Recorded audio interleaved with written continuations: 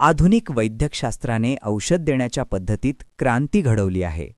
आज गोळ्या, इंजेक्शनच्या पलीकडे शरीरात प्रत्यारोपित होणारी ड्रग डिलिव्हरी सिस्टम रुग्णाला दीर्घकाळ औषधाची सतत व अचूक मात्रा देते.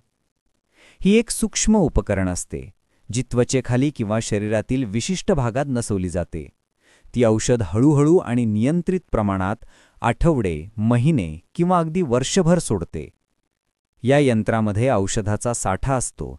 त्याभोवती एक पॉलिमर झिल्ली असते. ही झिल्ली औषध बाहेर जाण्याचा वेग नियंत्रित करते आणि शरीरात संतुलित प्रमाण राखते.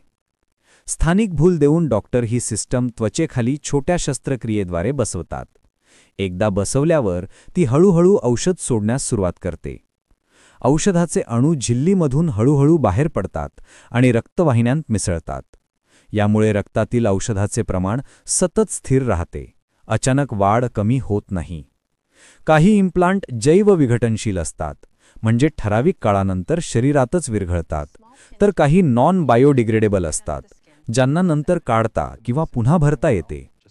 हे इम्प्लांट गर्भनिरोधक सिस्टम हे वैयक्तिक, दीर्घकालीन आणि नियंत्रित उपचारांचे भविष्य आहे, जिथे अचूकता, सुविधा आणि आरोग्य एकत्र येतात.